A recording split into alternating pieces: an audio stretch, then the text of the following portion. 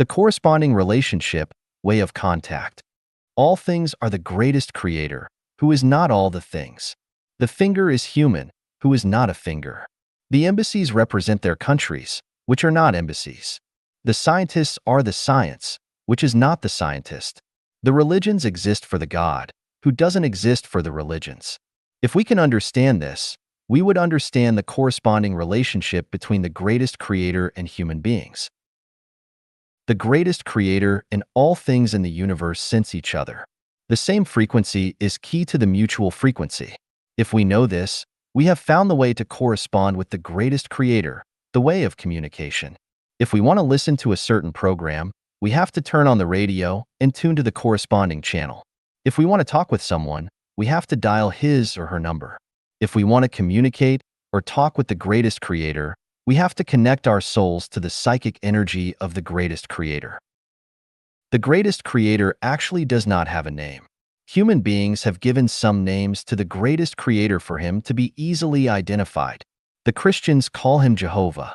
The Muslims call him Allah. The Buddhists call him the ancestor of Buddha. The Taoists call him the original heaven ancestor. Some people also call him the creator, imperial heaven, heaven, emperor heaven, Indian heaven, etc. Some even call him the elderly heaven lord. In fact, these names are all right.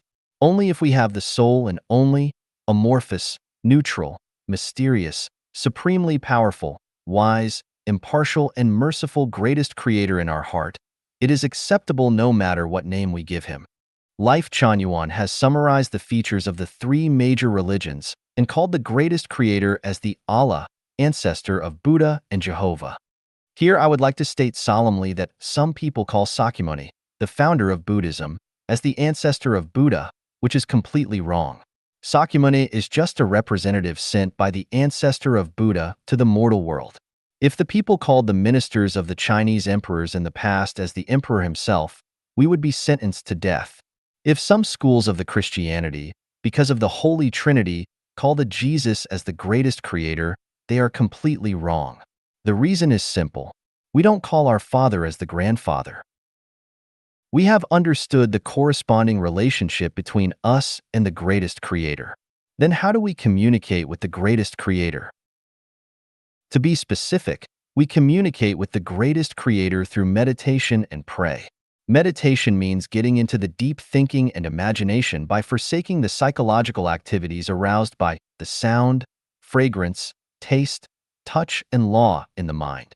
It is a state of mind in action, giving up fame, wealth, life, and death, thinking about the universe mysteries and life meaning. After a long period of meditation, our consciousness will integrate with that of the greatest creator, and our wisdom will be upgraded in quality. When our state of mind reaches the indescribable happiness and pleasure, we have been closely connected with the greatest creator.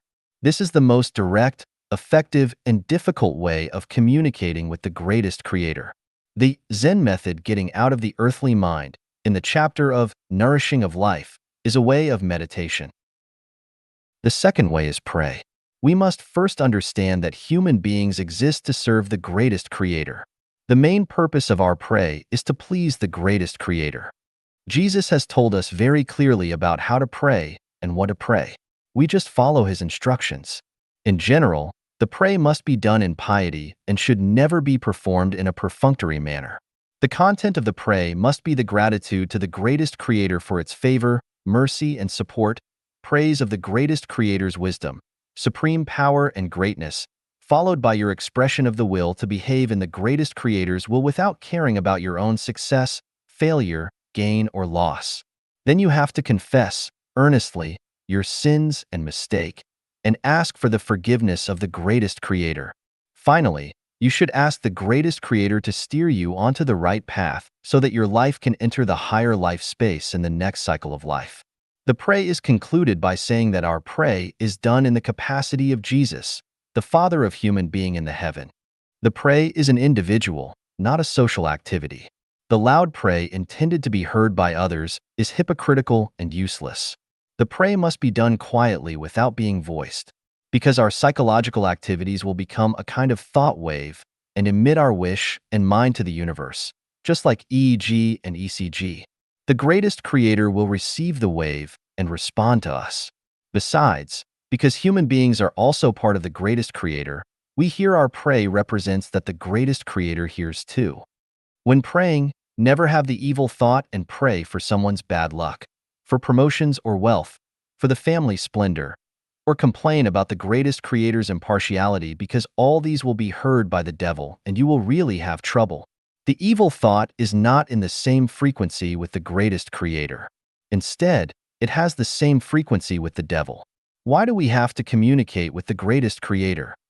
I will answer this question in the chapter of life.